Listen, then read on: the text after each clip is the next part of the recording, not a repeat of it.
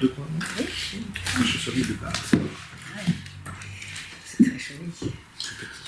Bonjour, merci d'être venu. Merci à Paul Matonnet de nous permettre d'être ici dans cette salle qui est quand même assez significative. Il y a quelques jours, effectivement, il y a Eric qui a téléphoné en disant pourquoi vous ne faites pas un bilan des choses que vous avez fait, des heures que vous avez passées, des moyens que vous avez mis pour arriver jusqu'à là. Nous, on a pensé, bon, pourquoi pas. Il y a 3 d'entre nous qui se sont attelés à la tâche. Et effectivement, on a été surpris nous-mêmes. Ça veut dire que depuis 3 ans et 8 mois, on a la tête dans le guidon, on est complètement dedans dans cette histoire. Et on n'avait pas la latéralité, disons. On fonçait droit devant pour gagner. Et là, tout d'un coup, on s'est aperçu qu'en réalité, on avait fait un nombre de réunions impressionnantes, un nombre de kilomètres impressionnants, un nombre de contacts réellement impressionnants. Et là, ça nous a fait quelque chose. Réellement, il y a eu un changement qui s'est opéré entre nous. Ça veut dire, là, on s'est regardé et on a dit, ça suffit. Ça suffit pas parce qu'on est fatigué, parce qu'on a marre ou autre chose. Non, ça suffit parce qu'on a raison. On a raison d'un point de vue juridique parce que maintenant la 3e Cour nous donne raison. On a raison d'un point de vue politique parce que ça fait des mois et des mois qu'on dit on est en train de glisser vers un État de plus en plus autoritaire. Les lois liberticides commencent à pointer. La loi d'arrestation et pillage, si elle sort effectivement de la cage italienne et elle va déferler au niveau européen, c'est un réel danger. Et on a raison d'un point de vue humain. Je pense que le rendu de la Cour de Lyon, il a un côté d'humanité, effectivement. Elle a pesé les choses, elle a regardé les choses et elle a dit, même d'un point de vue humain, on ne peut pas accepter ça. Et nous, en tant que comité, je dirais même plus, nous, on peut continuer la lutte encore du temps. Quand on était en voiture avec Mireille, quand on est arrivé ici, Mireille disait, on est comme des morpions, on s'est accroché, on ne lâche pas. C'est vrai. Mais en même temps,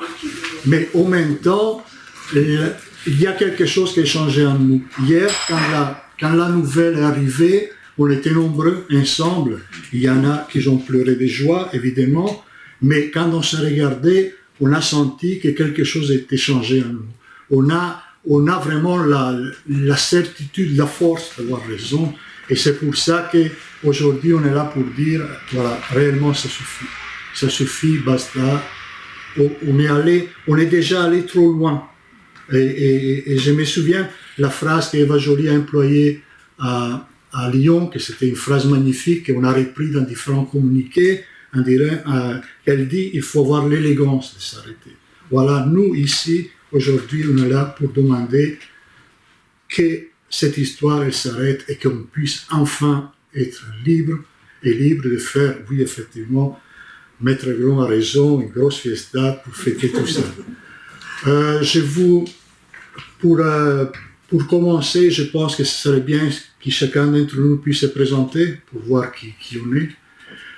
Et après, chacun d'entre nous va un peu illustrer la situation. Donc, vous avez le point de vue de différentes personnalités qui sont là.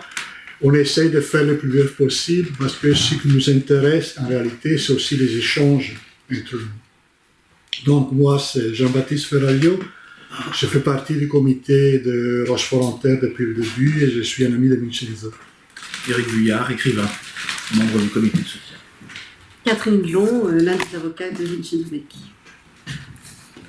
Eva Joly, avocate. Paul Matonnet, avocat, l'un des avocats de Vincenzo. Si vous voulez bien vous présenter aussi. Ouais. Joël Roussier, membre du comité aussi depuis le début. Stéphane, je travaille à l'actualité des luttes sur Fréquence Paris Pluriel. Thomas Levaillot, je suis journaliste à l'Humanité. Jean-Yves Pellec, membre du comité LCD. Abel Metz, journaliste. Aurélie Gris, élue à Lyon, France Insoumise. Christine Martineau, avocate solidaire. Marianne Lagoyu, avocate. Mireille Reynaud, comité de soutien. Marie-Christine Berger, vice-présidente de la Ligue des droits de l'homme. Rémi Cordeau, membre du comité de soutien parisien. Voilà. La parole à notre soutien depuis le début. Voilà. Alors, évidemment, on est très heureux d'être là aujourd'hui. Donc, tout d'abord, féliciter les avocats pour cette décision. Donc, Catherine Glon, Maxime Tessier, Paul Matonnet. Et puis, remercier Eva Joly d'être parmi nous encore une fois. Saluer Vincenzo. Et puis, remercier aussi tout le comité de soutien pour ce travail accompli qui effectivement change toujours. C'est, je pense, le genre d'expérience qui change les gens qui les connaissent. Alors c'est en 2001 que tout commence. Vincenzo Vecchi participe au mouvement contre le G8 à Gênes. La police réprime les manifestations avec une rare violence. Quelques années plus tard, le chef de la police lui-même reconnaîtra que les forces de l'ordre ont alors commis contre les manifestants des actes de torture. Pourtant, la justice italienne condamne une dizaine de militants à des peines très lourdes sur la base d'une ancienne loi fasciste ressuscitée pour l'occasion.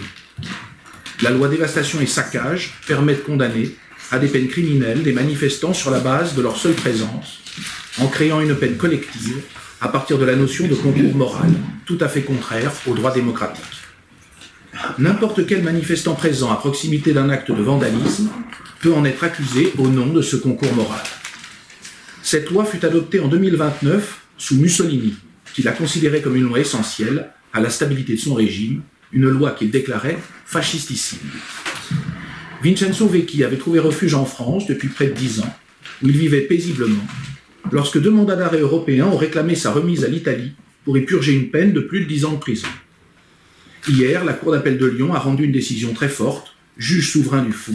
Elle a déclaré que cette situation personnelle, rapportée d'une part à l'ancienneté des faits, pris dans leur ensemble, commis en juillet 2001, soit il y a plus de 21 ans, et d'autre part à une gravité concrète de l'infraction de dévastation et pillage objectivement modérée le concernant, conduit à considérer que la remise constituerait une atteinte disproportionnée au droit au respect à la vie privée et familiale de Vincenzo Vecchi. Le comité de soutien, qui a permis à la cause de Vincenzo Vecchi d'être opiniâtrement défendue, est de 250 membres. Ils ont travaillé plus de 30 000 heures bénévolement. Cela a représenté plus de 15 000 km parcourus par chacun des membres les plus actifs du comité. Plus de 660 publications ont été rédigées. Il y a eu 11 audiences, 50 magistrats, 7 avocats et de nombreux conseils ont travaillé sur l'affaire. La défense de Vincenzo Vecchi a coûté 58 000 €, sans compter ni les frais ni le travail des bénévoles, dont 43 000 € engagés en frais d'avocat et de justice. Un citoyen ordinaire peut certes se défendre, il en a le droit, mais en réalité, il n'en a pas les moyens. Sans comité de soutien, sans le travail des bénévoles, pas de justice. 22 ans, des faits mineurs, 250 bénévoles, 30 000 heures de travail, 50 magistrats, 58 000 €, cela suffit. Une vingtaine de tribunes ont été publiées dans la presse et signées par plus de 450 personnalités du monde juridique, artistique, politique, avec les soutiens d'une prix Nobel, de 3 cinéastes Palme d'Or, de 2 anciennes ministres de la Justice, de 3 anciens candidats à la présidence de la République, de plus de 60 députés. Est-ce que cela suffit ? Il y a eu 11 audiences, 3 décisions favorables de cour d'appel. Est-ce que cela suffit ? La nature de cet inventaire ne doit pas tromper. Il traduit seulement, sur tous les registres de la logique économique et sociale, le poids, la mesure, la représentativité de notre action. Il a pour but d'exposer la participation exceptionnelle de nombreuses personnes, leur implication, leur savoir, et justifie que l'État et ses représentants, le ministère public, leur portent enfin l'attention qu'elle mérite. La justice n'est pas une administration isolée et seule souveraine. Elle est rendue dans un monde réel, une société inégalitaire, malheureusement infidèle à ses principes. 58 000 € pour se défendre, c'est le prix du droit de se défendre. 30 000 heures de travail bénévole en France, c'est le prix de la liberté. C'est cher. Enfin, la société civile, comme on appelle étrangement une partie active et cependant muette du corps social, se défend comme elle peut contre l'arbitraire des pouvoirs. Pour un procureur, un avocat général, rédiger un pourvoi en cassation, cela ne coûte rien. Et la machine judiciaire peut, au nom du droit, de la séparation des pouvoirs, des principes en apparence les plus démocratiques, poursuivre quelqu'un, le harceler, relancer sans cesse une affaire. Mais 11 audiences, cela suffit. Nous demandons donc solennellement à l'État français, à la procureure de la Cour d'appel de Lyon, de ne pas se pourvoir en cassation, de ne pas exercer ce droit formel et ici abusif de relancer l'affaire. C'est la 3e Cour d'appel à rendre une décision favorable à Vincenzo Vecchi. Ses motifs sont absolument consistants et tombent sous le sens. Qui contesterait que pour des dégradations de biens supposées lors d'événements datant de 21 ans sur le fondement d'une loi d'origine fasciste, Vincenzo Vecchi, vivant en France depuis 13 ans, sa remise à l'Italie pour une peine de 10 ans de prison constituerait une atteinte parfaitement disproportionnée à sa vie privée et familiale. Qui pourrait contester cette évidence ? Il faut donc que cette affaire se termine ici. Le droit n'est pas une activité isolée, étanche. Ce n'est pas seulement une technique. Dans l'histoire du droit, l'action de la société civile joue un rôle indiscutable.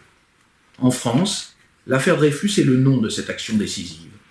Peu importe la gravité des causes, l'indignation qu'elle suscite constitue un élément central de leur résolution. C'est d'ailleurs si vrai que pour déclencher une question prioritaire de constitutionnalité, l'un des critères de la Cour de cassation est la place qu'occupe une question dans le débat public. Lorsque la justice est en cause, nous sommes tous concernés. Ce n'est pas une simple affaire de procédure et de compétence, c'est une affaire collective. Compte tenu de cette histoire, la décision de la Cour d'appel de Lyon doit être la dernière. Le ministère public doit abandonner et accepter que justice a été rendue. Le droit n'est pas le monopole d'une institution. Il ne saurait être mis à profit d'une politique répressive, d'une collaboration européenne qui lui est étrangère. Le droit est l'affaire de tous. Merci. Moi, je m'exprime en qualité d'avocat de Vincenzo Vecchi, l'un des avocats. Je voudrais dire d'abord que les hommes et les femmes qui ont accompagné Vincenzo tout au long de ce parcours sont la démonstration quand même qu'on peut y arriver de manière sereine, persévérante, non violente, déterminée.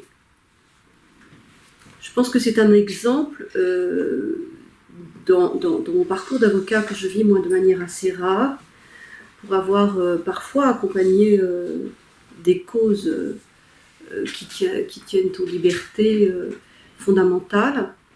Je n'ai jamais vu une telle détermination d'une collectivité d'hommes et de femmes qui ont supporté de manière aussi efficace et respectueuse des institutions, dans des situations pourtant très paroxystiques au plan juridique, un tel combat.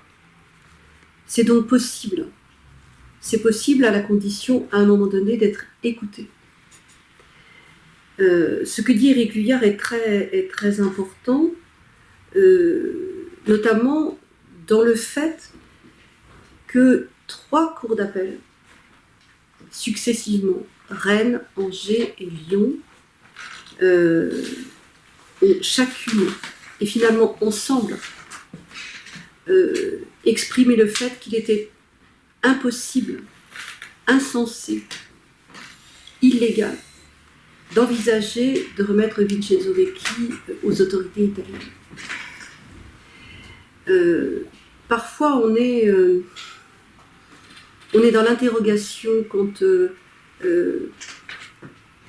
à la place de la justice dans le réel de la vie des citoyens.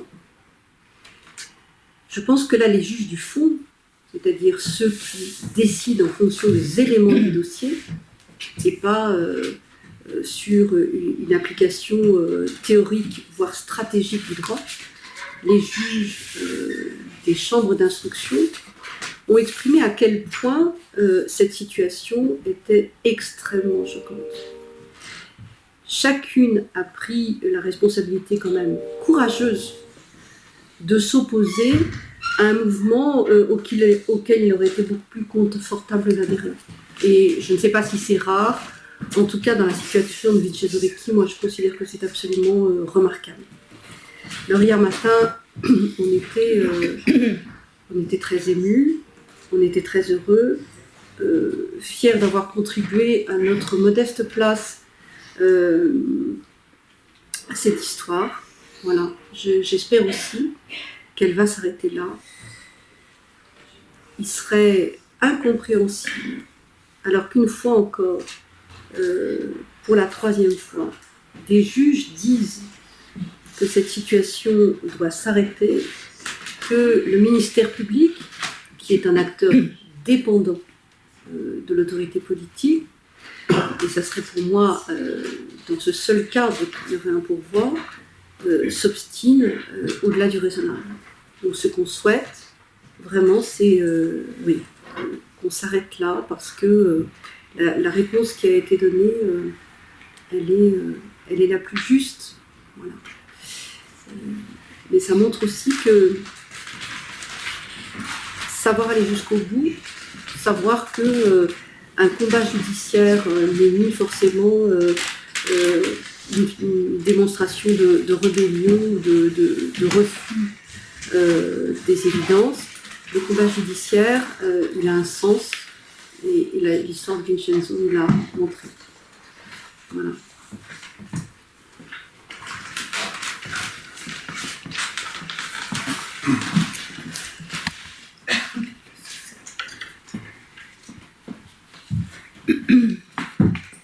Bonjour tout le monde, je suis très heureuse d'être ici aujourd'hui parce que l'occasion est heureuse, parce que l'arrêt de la Cour d'appel de Lyon était positif et on n'osait pas vraiment y croire. On avait très peur qu'il cède à la pression de l'arrêt de la Cour de justice de communauté européenne, qui avait dit que les conditions de la double incrimination étaient réunies. Et je dois dire que j'ai un élan de fierté envers mes anciens collègues qui ont beaucoup de mérite et beaucoup de talent juridique et ont trouvé une argumentation très intelligente qui ne affronte pas la Cour de justice européenne. Elle dit que certes, les conditions de la double incrimination sont réunies, mais que l'article 8 de la Convention des droits de l'homme doit être respecté et la proportionnalité de la peine et le respect de la vie privée doit être respecté. Et là, elle statue comme juge de fait, à mon avis, en dernier ressort. Et c'est donc la défense de Vincenzo Vecchi a été remarquable, on doit le souligner. Il a eu beaucoup de chance d'avoir d'excellents avocats et d'avoir son comité de soutien aussi très impressionnant, parce que si j'ai bien compris, c'est entre un tiers et la moitié du village qui le soutient. Et en fait, pour moi, cela illustre aussi la France, qui est le pays des volontaires, qui est le pays des associations, qui est le pays des groupements des citoyens qui font tourner le pays. On les voit tous les jours dans nos activités, que sans les associations, et sans les ONG, et sans les comités de soutien, la justice ne serait pas rendue. Notre société est très malade des inégalités, très malade d'un gouvernement aveugle et sourd. Mais là, il y a une petite lumière. Il y a des juges qui sont compétents et qui ont le bon sens. Je suis très optimiste. Je pense que le procureur général ou la procureure générale se ridiculiserait en faisant un pourvoi. Et pas simplement parce qu'il y a eu 11 audiences et 30 000 heures de travail et tout ça, mais tout simplement parce que cet arrêt est vraiment très bien argumenté et qu'une instruction de faire un pourvoi dans cette condition, moi je ne la vois pas. Donc, nous sommes là pour dire que nous veillons et que nous ne laisserons pas tomber, mais je pense que nous avons quelques chances aujourd'hui de nous dire que cet effort collectif a aussi sa part de mérite, parce que les juges ne vivent pas dans un vacuum, ne vivent pas dans un vide, et que c'est votre action aussi qui a rendu cet arrêt possible. Donc merci au comité de soutien, merci au conseil de Vincenzo et de ce soutien indéfectible qui ont permis cet arrêt.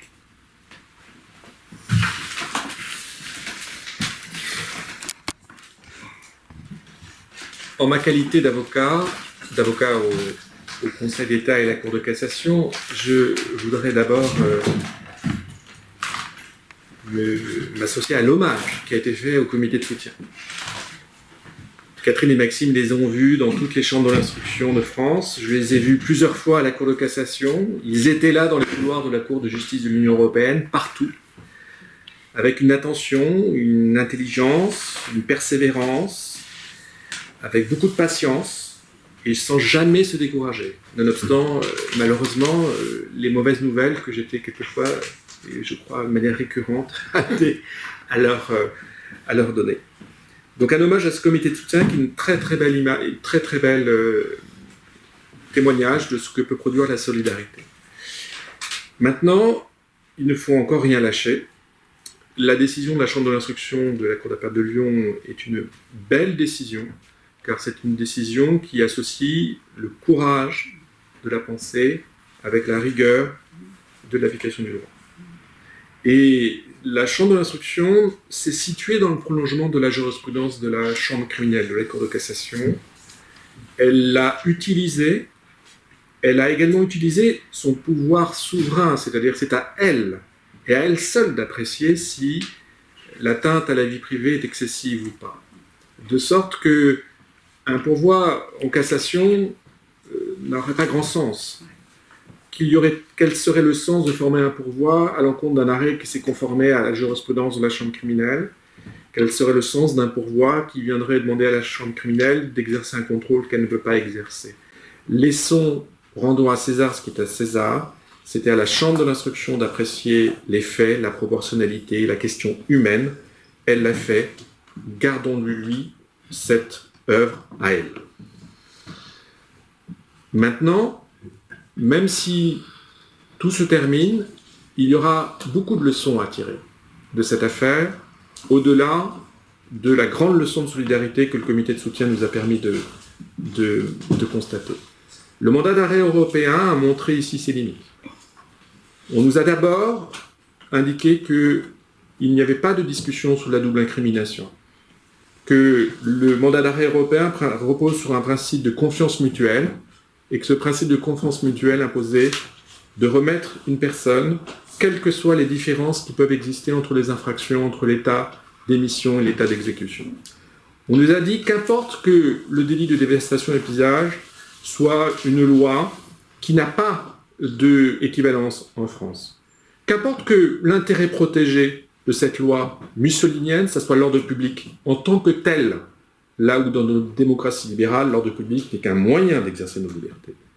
Qu'importe qu'en Italie, dans ce contexte horrible qui était celui de la répression de Gênes, des faits qui aujourd'hui en France sont punis de quelques mois d'emprisonnement deviennent tout d'un coup, appellent tout d'un coup des peines de 10 ans d'emprisonnement, voire plus. Qu'importe, vous devez faire confiance.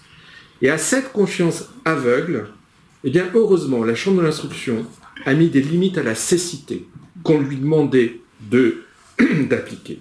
Elle a ouvert les yeux, elle a intelligemment considéré que ce n'était peut-être pas nécessaire de rentrer en résistance par rapport à une jurisprudence de la Cour de justice de l'Union européenne, mais qu'en revanche, il ne peut pas y avoir d'application de droit sans qu'on perde le lien, non seulement avec la réalité, mais avec la situation humaine. Eh bien oui, le délit de dévastation et pillage, peut-être que maintenant on est obligé de remettre quelqu'un à raison d'une condamnation sur cette infraction.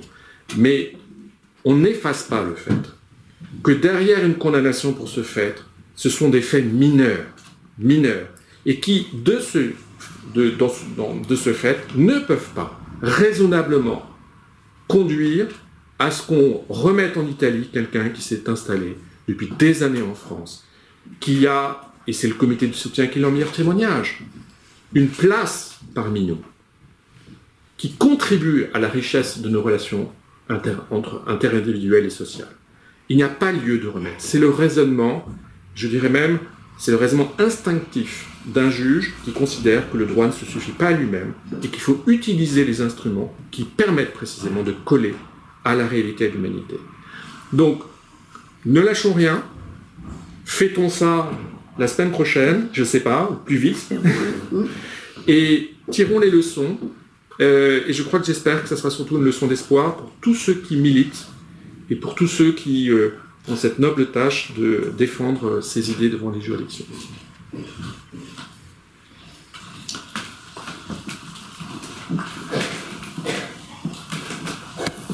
Tu vas dire d'autres ?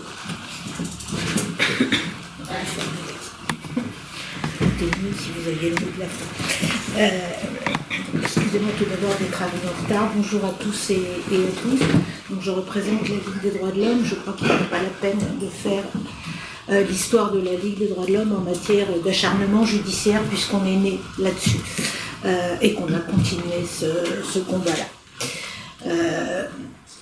Alors, arbitraire de la justice, mais aussi acharnement judiciaire, ça a déjà été dit.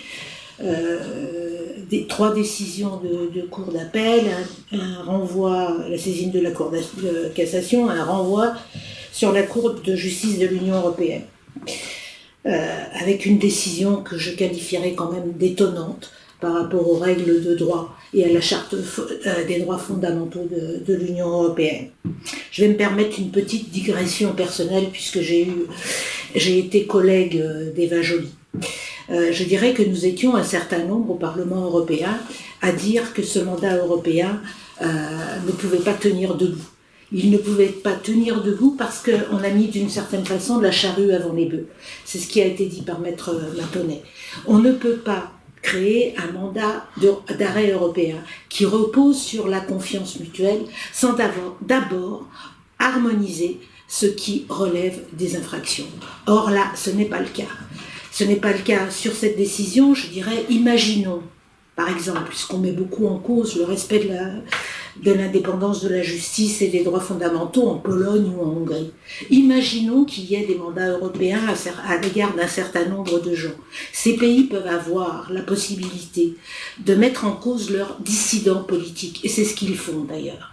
Pour le moment, il n'y a pas eu de mandat d'arrêt européen, mais cette décision de la Cour de justice de l'Union européenne permet tous les abus, et je trouve, pour avoir beaucoup travaillé sur ces questions, je suis tombée des nues quand même d'une certaine façon par rapport à l'argumentation.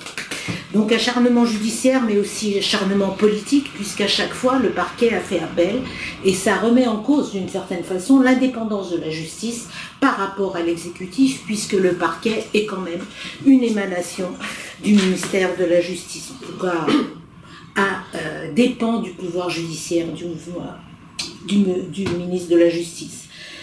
Des faits qui remontent à 2001, ça a déjà été dit, je ne vais pas le répéter. Une incrimination qui remonte à une législation mussolinienne pour des faits qui sont avant tout une simple présence sur des lieux de manifestation. Maître Matonnet a dit le contexte de Gênes en 2001. Là aussi, on sait qu'il y a eu beaucoup d'abus et c'est assez étonnant. Une peine, là encore ça a été dit, mais je veux le répéter parce que ça me paraît important du point de vue de l'organisation que je représente, une peine manifestement disproportionnée. Déjà en l'état, ça aurait déjà dû conduire à des décisions de justice au plus haut niveau différentes, mais encore plus là, c'est vrai qu'on ne comprendrait pas que le parquet fasse de nouveau appel. Je dirais enfin, pour finir, je crois que mon collègue qui était à Lyon l'a déjà dit, comment imaginer qu'un pays qui se revendique être, plutôt que qui est la patrie des droits de l'homme, puisse continuer à donner droit à la décision du gouvernement italien, et je dirais même surtout maintenant le gouvernement italien actuel qui est dirigé par une première ministre d'extrême droite. Donc je suis, et j'aurais peut-être dû commencer par là, je suis heureuse et fière d'être ici à vos côtés.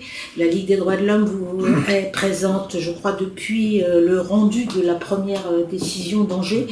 Et je voudrais moi aussi saluer le comité de soutien, la façon dont ils sont tenaces pour aller chercher les soutiens. Et puis, oui, merci au travail des avocats.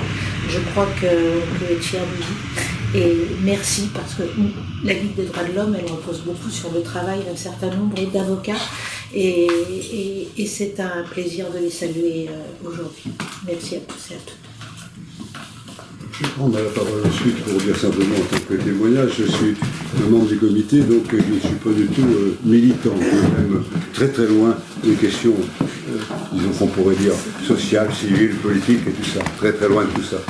Et malgré tout, quand il y a eu l'histoire de Vicenzo, la disproportion des peines m'a tellement choqué que je me suis petit à petit, disons, assimilé à ce comité, et ça m'a donné beaucoup de choses, je veux dire, voilà, parce que c'est être dans un comité comme ça, on a mis du temps à se mettre d'accord quand même, on n'avait pas tous les mêmes opinions, forcément, et donc on a beaucoup appris sur le sens de la démocratie.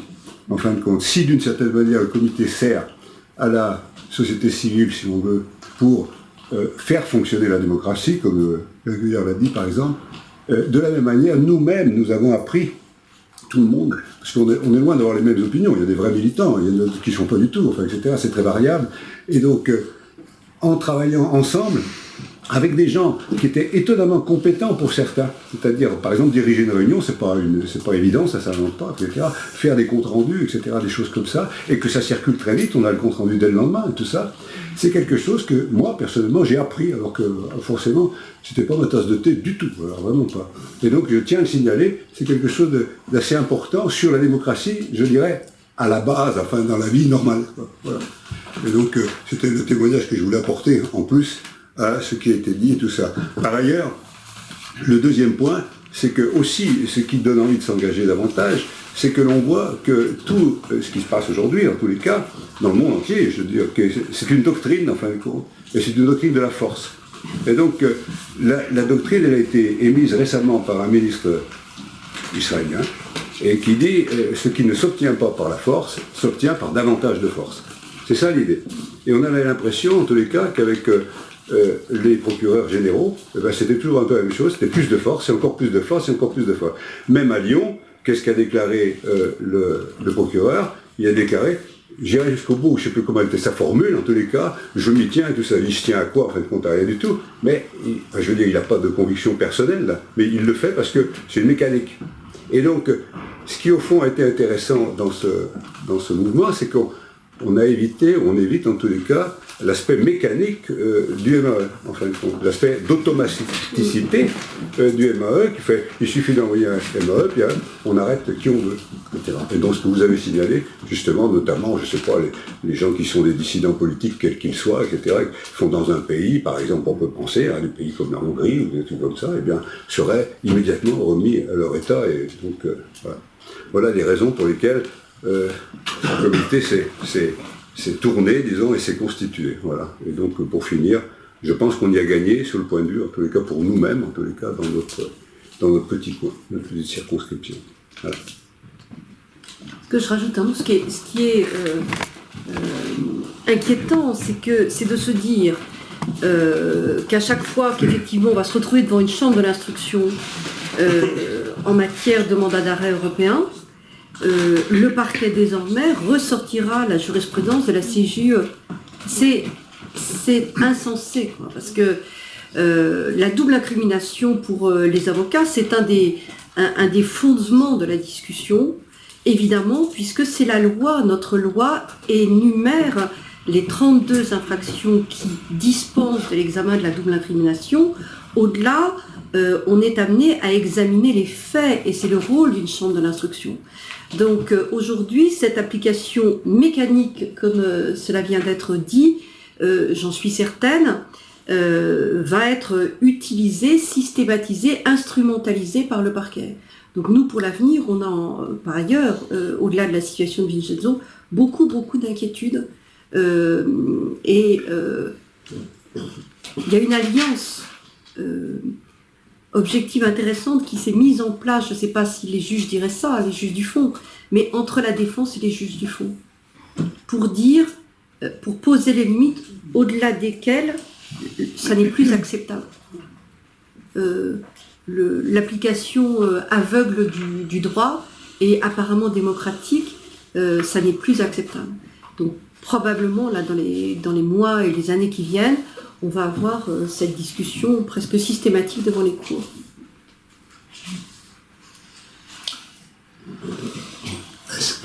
Est-ce que vous avez des questions? Oui, j'en ai une. Je voudrais juste rajouter quelque chose. Il y a problème. En dehors du fait que je suis membre du comité et que toute mon amitié pour Vincenzo, je suis aussi militant syndical et donc en matière de défense du droit de manifester, je suis militant de la FSU et donc j'ai fait en sorte que la FSU Bretagne soutienne aussi le comité et donc dans la mesure où une organisation syndicale est là pour défendre les droits, le droit de manifester, le droit des ouvriers, des employés, là. Donc ce droit pour un syndicat est fondamental et donc voilà pourquoi j'ai fait en sorte que la FSU soit partie prenante aussi du soutien au comité de soutien à Vincenzo. Voilà. Ouais, alors juste, c'est une question de délai. Le parquet a combien de temps pour former un pourvoi en cassation? 3 jours. Jusqu'à mardi. Jusqu'à mardi. Ah oui, donc ça va. Ah ouais, c'est pour ça. Moi aussi, une question pratique, je ne vois pas la décision dans le dossier de presse. Est-ce qu'on peut la voir La décision en détail, c'est ça? Oui, oui. Comme elle a été formulée. Elle est décidée par Eric Vuillard. Moi, je ne vois pas d'inconvénient, ça c'est la décision de Vincenzo Vecchi et du comité. Oui. Moi, je ne suis pas d'opposition. Aucun problème.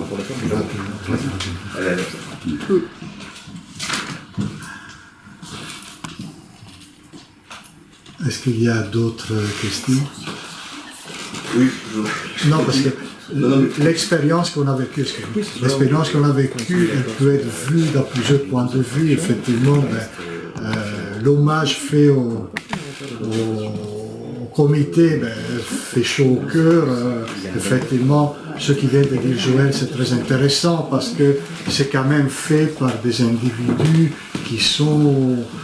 on a l'habitude de vivre ensemble, mais on n'a pas l'habitude d'aller si loin que ça dans l'analyse des choses, dans les engagements, etc. Et c'est vrai qu'on a mis en place une façon de fonctionner qui, pour moi, elle est exemplaire.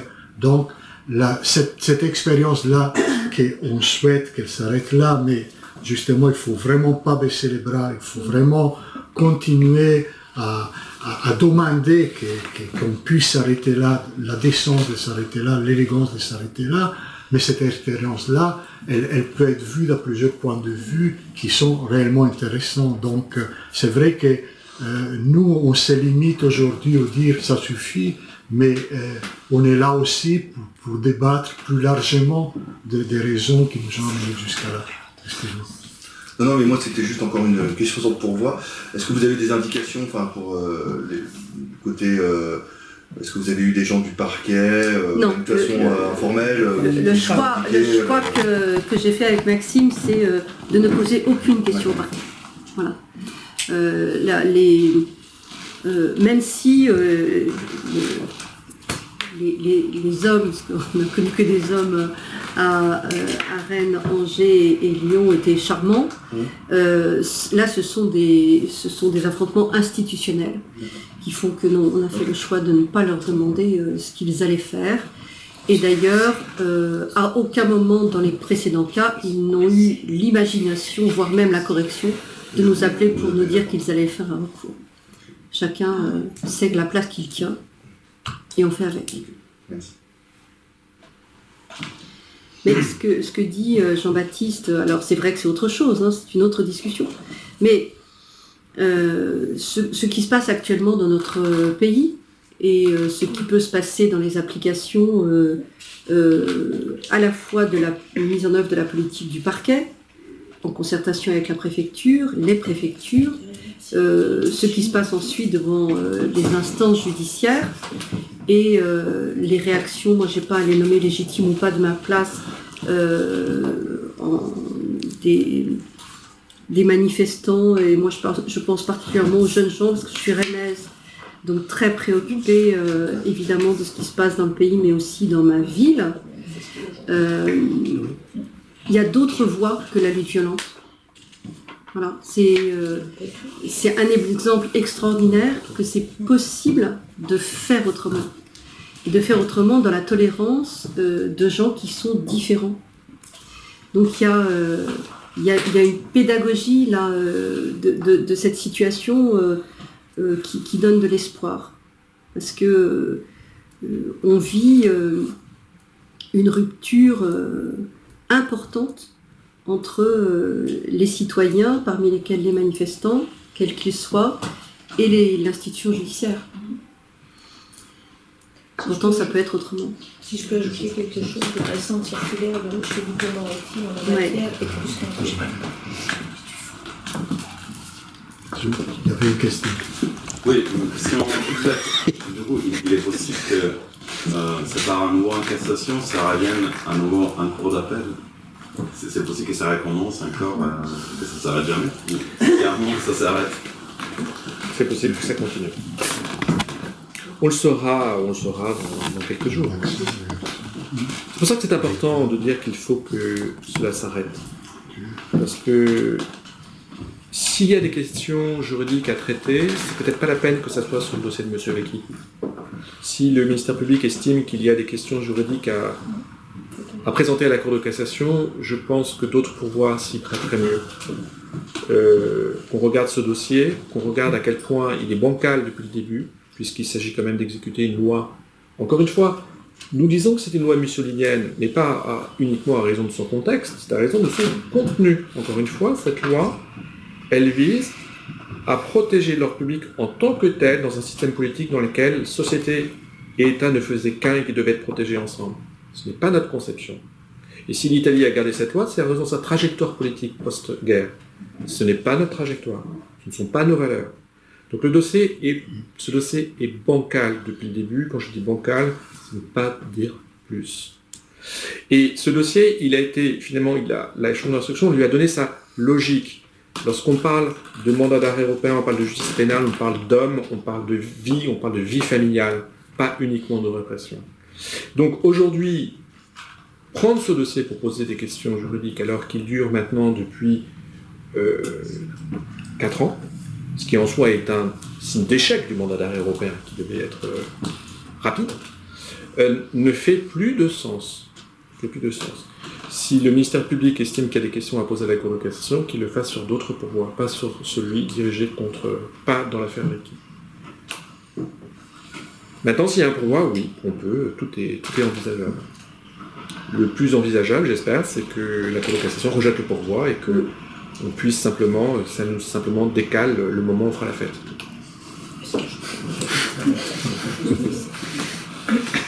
Une petite chose à dire, enfin deux choses. L'une sur le fait que c'est une loi mussolinienne, c'est qu'il faut bien comprendre que dans l'esprit même l'une des modalités d'interprétation du droit, c'est l'esprit du législateur. C'est un argument toujours important, de savoir ce qu'il a voulu faire.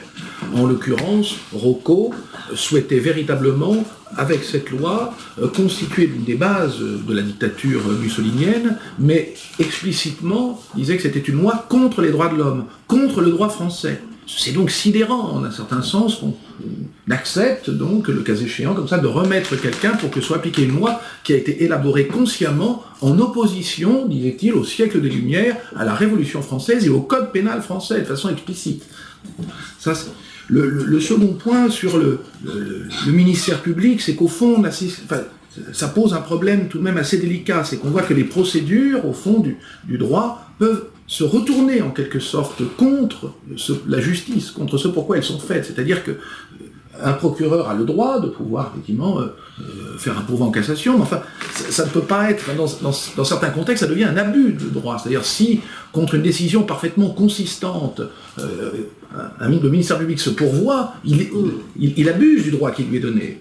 Donc ça, et d'une certaine façon, enfin, en tant qu'écrivain, ça me fait songer évidemment à une situation, enfin, un ouvrage très célèbre qui apparaît souvent, malheureusement, comme trop abstrait, etc., c'est le procès de Kafka. C'est-à-dire, en l'occurrence, ce que raconte Kafka, qui était juriste, c'est que le droit et ses procédures peuvent tourner à vide. C'est tout l'enjeu de ce très beau livre. Le second point, c'est que, évidemment, dans l'expérience, comme Jean-Baptiste Olivier, l'expérience qu'on a tous eue en tant que membre du comité de soutien, et que cette récapitulation permet d'éprouver, c'est au fond le coût général, le travail qui a dû être effectué souligne les inégalités abyssales, au fond, face à la justice. C'est-à-dire, on se gargarise à juste titre, d'une certaine manière, de notre histoire, d'un droit qui, effectivement, suit l'Ancien Régime, mais enfin, s'il faut, pour rester libre, avoir 250 personnes qui vous aident bénévolement, etc., oui, ça fait beaucoup, tout de même. Hein, donc, il n'y a pas que les campagnes américaines qui soient surfinancées. Alors, le troisième point, c'est un mot, une expression qu'on entend beaucoup, c'est nos valeurs, répétées sans cesse, notamment par les hommes d'État, nos valeurs, nos valeurs, nos valeurs. Le problème, c'est que là, on le voit une fois de plus avec le mandat d'arrêt, c'est ce que soulignait Catherine, il y a un problème. C'est-à-dire, si c'est l'efficacité qui prime, nos valeurs, comme d'habitude, comme le plus souvent, finalement, c'est un mot vide, illusoire. Donc en réalité, l'Europe est principalement faite, semble-t-il, dans un but d'efficacité. On nous dit que c'est la collaboration européenne qui doit primer, mais ça n'est pas une notion juridique, la collaboration européenne, ça n'est pas une notion qui a quelconque rapport avec la justice. Et le dernier point, c'est que, au fond, on a fait l'épreuve, tu le disais aussi, de cette résistance, on peut dire, des cours d'appel, et aussi de l'inverse. C'est-à-dire, ça me semble illustrer assez bien la phrase de François Mauriac, qui était un catholique de droite, mais dont on sait qu'il avait un grand souci de la justice et qui écrivait « Plus on approche du pouvoir, moins on est responsable ». Oui, moi je voulais juste citer une phrase qui peut intéresser tout le monde parce qu'elle a été écrite par Karl Kraus, un célèbre Autrichien, en 1933, au moment de la montée du nazisme.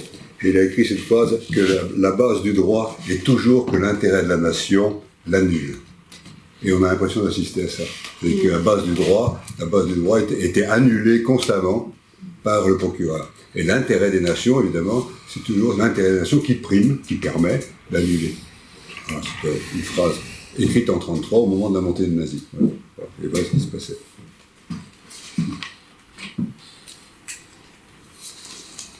Est-ce que vous avez des idées de ce que des enjeux qui sont propres aussi en Italie? Peut-être, on sait qu'il y a eu aussi, même si il y a un comité qui a suivi, disons, les condamnations, notamment les condamnations qui ont été faites pour l'exemple, en quelque sorte, une dizaine d'années après, dont celle de Vincenzo Vecchi. Est-ce que vous... Bon, et en même temps, aujourd'hui, on connaît la situation en Italie. Est-ce que... quels enjeux sont à vos yeux aussi là-bas?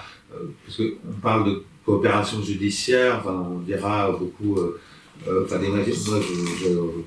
peux entendre du côté de magistrats français dire la coopération judiciaire avec l'Italie, c'est très important, la lutte contre la mafia, on va récupérer les biens mal acquis, je ne sais pas... en France, qui vont nous... Si on coopère avec la justice italienne, on peut obtenir des choses dans des dossiers de grande criminalité, tout ça. Est-ce que finalement ce dossier joue...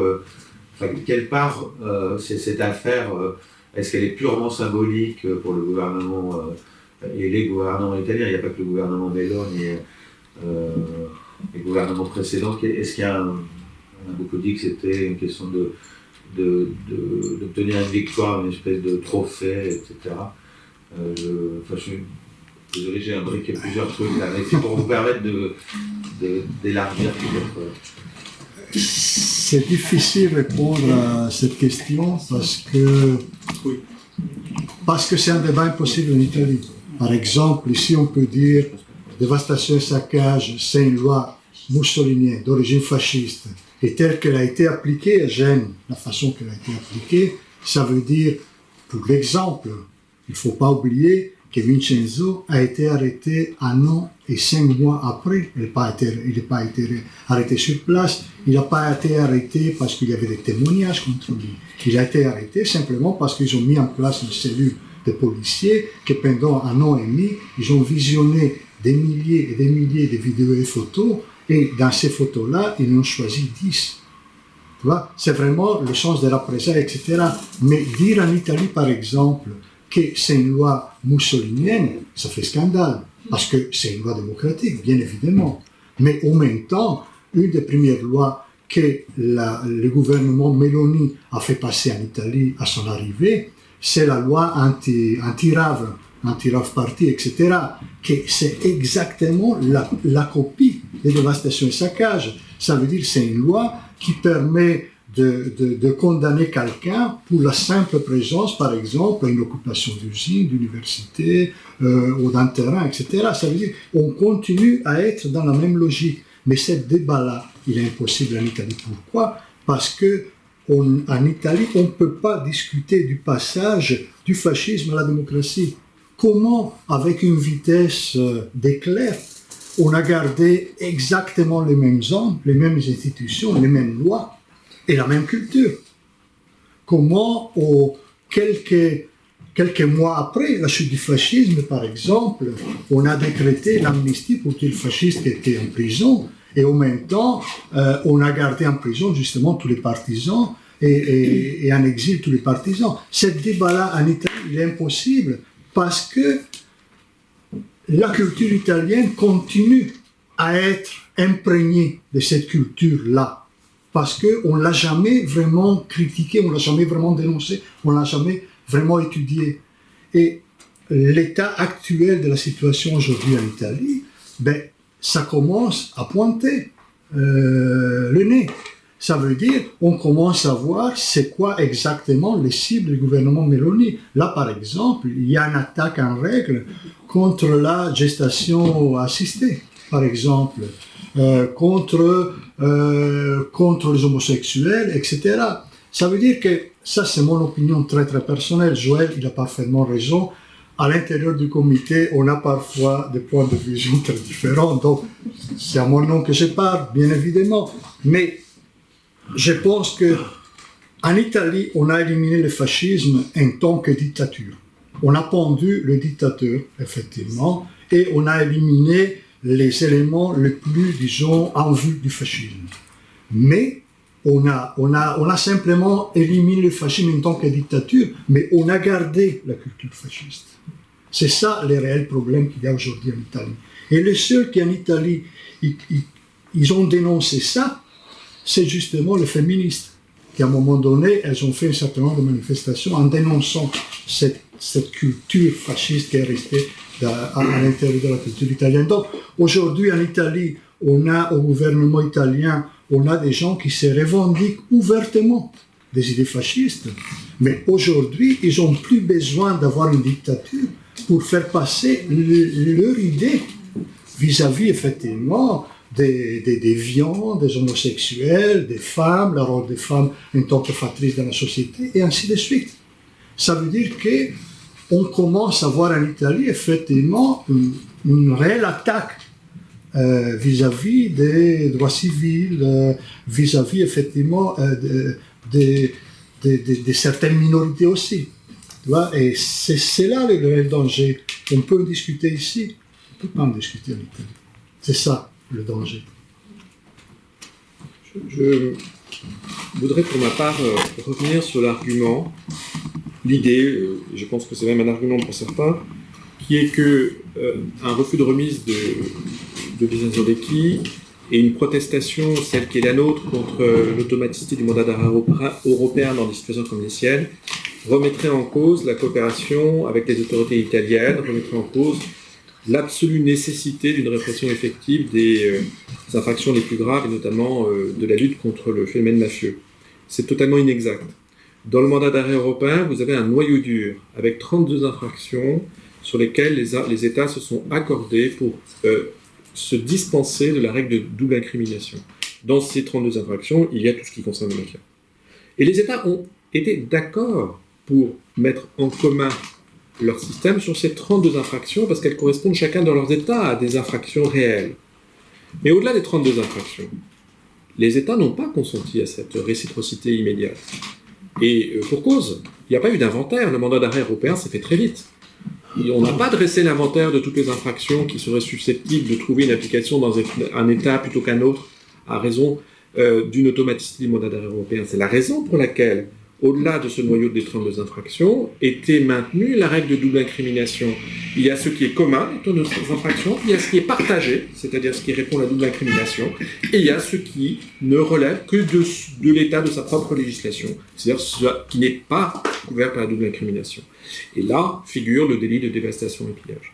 Donc, faire croire que la protestation sur ce qu'était sur quel droit le mandat d'arrêt européen dans des cas concernant tels que M. Vincenzo Venchi est un frein à la coopération, irait contre la construction d'un espace de liberté et de justice, est faux, est inexact. Il faut absolument combattre cette idée, car on peut être parfaitement européen, militant d'un espace de justice au sein de l'Union européenne, favorable aux coopérations, tout en étant opposant, scandalisé, inquiet par l'application du mandat d'arrêt européen dans le cas de Vincenzo Venchi.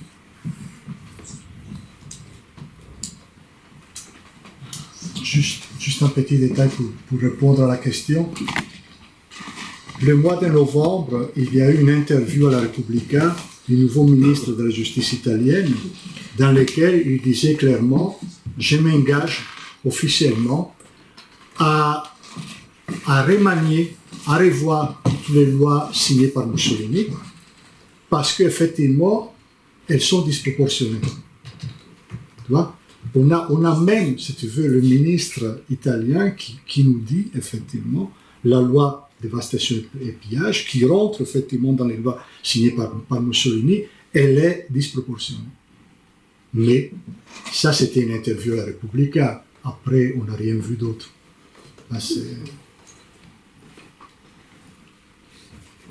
Excuse-moi.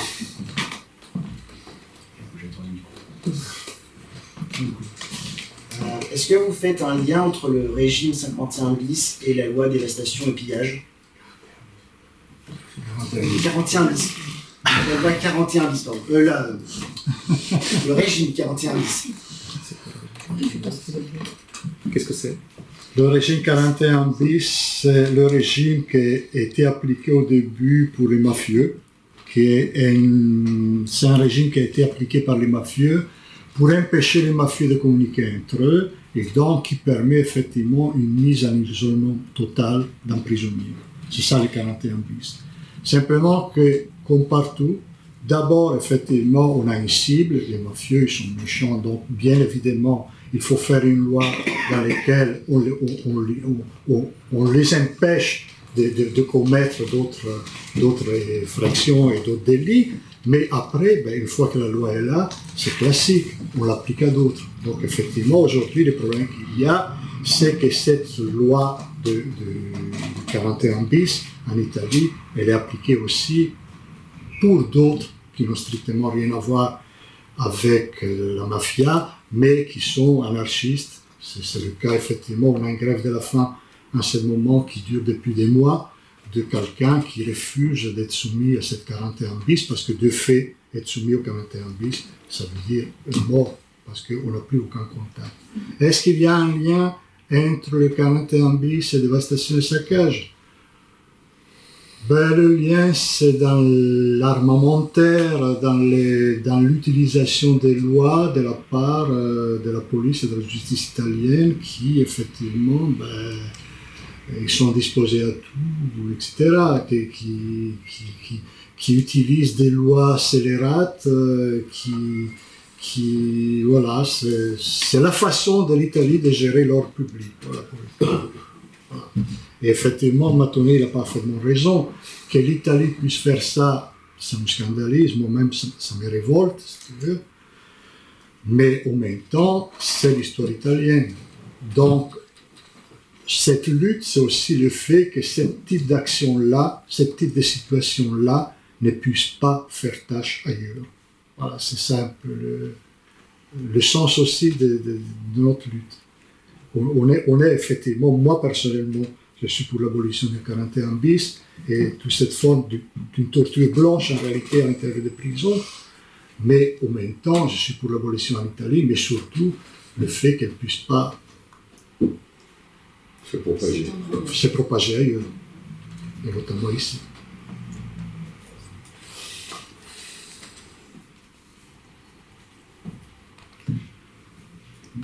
D'autres questions? Moi, je est-ce que tu penses que est-ce que vous pensez qu'un jugement favorable, donc à Vincenzo, pourrait avoir des conséquences en Italie même sur, alors peut-être pas dans le contexte actuel, mais en tout cas une prise de conscience de la nécessité peut-être de refonder certains principes juridiques qui sont en application là-bas? Ça, c'est une vaste question. Je reviens à la question qui a été posée tout à l'heure. Effectivement, le mandat d'arrêt européen contre Vincenzo a été appliqué quand Salvini était ministre de l'Intérieur. Salvini, c'est le leader d'extrême droite, xénophobe, etc. Et effectivement, Salvini, c'était chaque jour une publication dans les réseaux sociaux avec quelqu'un qui s'est fait arrêter, quelqu'un qui est attrapé, etc. Et effectivement, à l'époque, à ces moments-là, ce qui nous a fait vraiment enrager, c'était qu'on pensait que voir notre ami Vincenzo trophée des chasses de Salvini, ça nous mettait vraiment hors de nous. Donc, mais aujourd'hui, le contexte est différent. Et le problème qu'on a, c'est que l'Italie, dans tous ces dossiers-là, elle est complètement absente.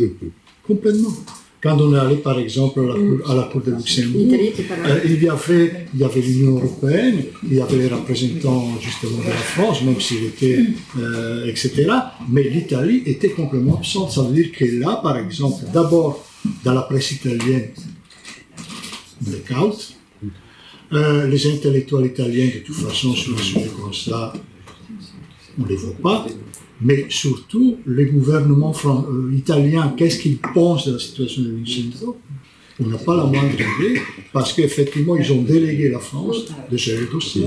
Oui, il faut rajouter aussi qu'ils avaient quand même émis un mandat d'arrêt non rempli, et puis un faux, au départ. Donc au départ, ils s'en foutaient comme... voilà, ils n'avaient pas envie de se manifester en tant qu'État.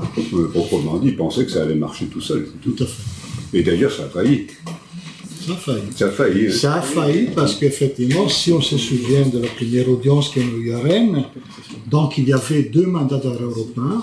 Le premier, effectivement, pour Gênes, l'autre pour Milan, pour une peine qui était déjà purgée. À ce moment-là, je me souviens que le procureur a dit, bon, pour Gênes, on a des doutes, mais par contre, pour Milan, on est sûr, on pourrait l'envoyer en Italie. Sur un mandat d'arrêt européen qui était déjà caduc. Donc, le rôle de l'Italie dans cette affaire-là, c'est un rôle, je ne dis pas le barbouze, mais de tromperie là-dedans. Mais après, elle ne s'est jamais manifestée. On n'a jamais eu, par exemple, quelqu'un qui est venu aux différentes conférences de presse, par exemple, pour nous interroger sur un certain nombre de choses. On n'a jamais eu. Ça veut dire, Moctus, on délègue la France de gérer la contre-justice. Voilà. Et c'est dans un autre domaine une illustration de ce que va devenir le parquet européen. C'est-à-dire que quand même, c'est la création du parquet européen qui est censé, de manière pertinente, permettre la circulation des informations entre les parquets et puis des poursuites communes. Quand on voit la légèreté avec laquelle le parquet français, à Rennes notamment, a traité l'obligation qu'il avait de vérifier les informations, ça veut dire que ce qui prédomine, c'est la coopération à tout prix entre des acteurs de la poursuite qui s'estiment légitimes en toute hypothèse. Légitimes en toute hypothèse et devant coopérer parce que c'est plus important que tout le reste, y compris la vérification de la validité des informations juridiques. Ça nous a beaucoup frappé à Rennes. Et dans ce qu'on commence à voir dans les communications interparquets, c'est la même chose. Et même à Luxembourg, ce dont était en train de parler avec Eva, celui qui était l'institution qui était la plus combative contre le principe de non-discrimination, c'était l'État français. C'est-à-dire que devant la Cour de justice, l'Italie a déposé des mémoires qui n'étaient pas sans grande conviction et n'étaient pas présentes à l'audience. À l'audience, il y avait la Commission européenne qui a essayé de trouver une porte de sortie parce qu'elle était consciente de la difficulté. Il y avait nous, et sinon il y avait l'État français qui était le plus combatif pour que la règle de double incrimination ne s'applique pas. Pour quelle raison, on ne sait pas. Est-ce qu'il s'agit de s'acheter une conduite, un label de bonne conduite, dans les négociations européennes, notamment sur le parquet européen, je ne sais pas, on n'est pas dans les petits secrets, mais c'est quand même très frappant. Très frappant. Est-ce que c'est une logique technocratique? Est-ce que c'est une décision politique? On ne sait pas. Mais le fait est que c'est la France qui était là pour mettre à bas les principes qui ont régi son droit depuis plus d'un siècle, au nom d'une construction européenne dont on se demande si elle est tout à fait bien conçue par les intéressés. Il est vraiment curieux. Ajouter quelque chose dans ce sens-là, mais plutôt à titre personnel là aussi. Le problème de la construction européenne, c'est que c'est les États d'abord. Et tout ce qui prime d'abord, c'est la décision des États. Et je dirais que ce n'est pas la première fois que la France manœuvre quasiment en sous-main, enfin le gouvernement français manœuvre quasiment en sous-main, en contradiction totale avec l'image que l'on donne sur la construction européenne et sur les valeurs qui sont des valeurs en France, mais qui sont aussi théoriquement les valeurs européennes. Donc je pense qu'il y a une contradiction là qu'il va bien falloir un jour ou l'autre mettre en avant, surtout quand on est européen ou européen convaincu, ce qui est mon cas. Moi, je voudrais peut-être dire 2 mots sur le parquet européen, qui est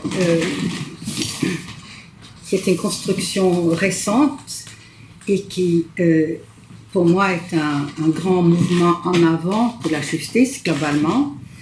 La compétence du parquet européen est très limitée parce qu'il s'agit des intérêts de l'Union, donc le mauvais usage fait des subventions ou des fraudes de la TVA essentiellement. Et surtout, je pense qu'il n'y a pas lieu d'inquiétude car la procédure applicable est la procédure du pays. C'est-à-dire quand il y a une enquête européenne qui concerne une entreprise française, c'est le code de procédure français qui est applicable. Le fait que ce soit un procureur européen qui dirige, donc notre Laura Kövesi, une Roumaine dont la réputation n'est plus à faire, avec ses relais nationaux, a l'avantage énorme de mettre de la distance entre le pouvoir politique et l'enquête. Et je pense ça dans tous les pays qui adhèrent au système. C'est-à-dire le fait de décrocher son téléphone et dire « cher ami, le délit boursier que vous pensez constituer, peut-être qu'on peut regarder ailleurs », ce qui était quand même une réalité dans les enquêtes françaises, ça devient impossible, ou très très difficile, parce qu'on peut penser que les hautes membres de l'administration ou des cabinets n'ont pas ce contact. Donc pour moi, je pense qu'il ne faut pas avoir peur du parquet européen. Je pense que le fait de pouvoir conduire simultanément des enquêtes en Italie et en France est un énorme progrès, parce qu'avant, on n'avait que la coopération judiciaire et on sait bien que ça ne marchait pas très bien. Donc, je pense qu'il ne faut pas tuer cette institution à l'œuf. Il faut qu'il se développe. Il a sûrement des maladies d'enfance, mais je pense que l'idée est bonne. Et mon espoir, c'est qu'elle va s'élargir donc au délit de, par exemple, de terrorisme par la suite. Il faut avoir une confiance dans le statut du parquet et dans ce qu'il est. Voilà. Ceci est une autre histoire.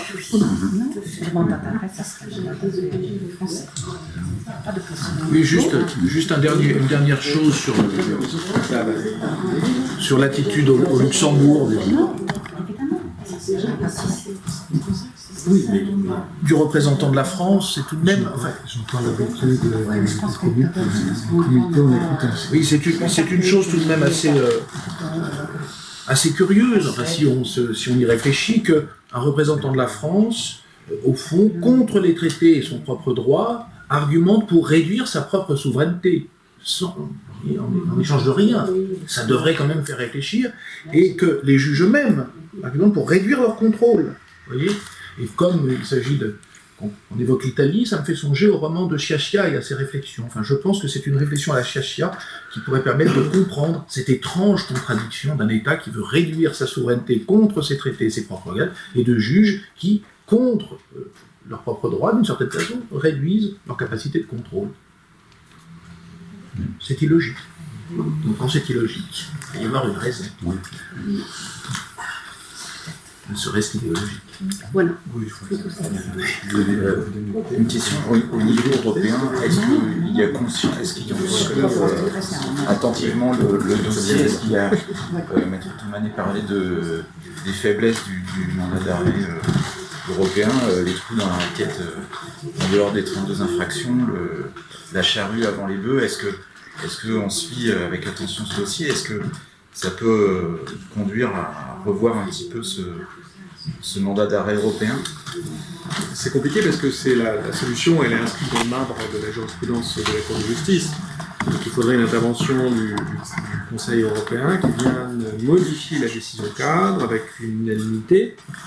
Et le rapport de force ne semble pas très favorable. Donc il faut trouver, moi j'ai pas d'idée, mais il faut trouver effectivement des moyens pour essayer de renverser la logique en l'état d'un droit européen qui nous est totalement défavorable. Et il y a vraiment il y a une décision de la Cour de justice qui est très très discutable. C'est vrai. Très discutable. Parce que je pense qu'il y a eu un hold-up sur ce qui n'était pas considéré comme des infractions communes et ce qui devait relever encore de l'équivalence entre États. Maintenant, je ne sais pas de quelle manière on pourra revenir sur ce point. Peut-être que la construction du parquet européen nous amènera à d'autres questions et peut-être par là même à réfléchir, de nouveau mettre sur le tapis de telles questions.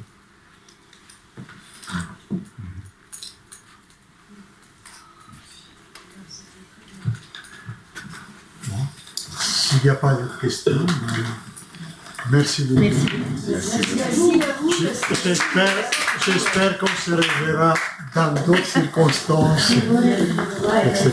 Merci beaucoup. Bon, la fête, c'est où alors? La fête, ça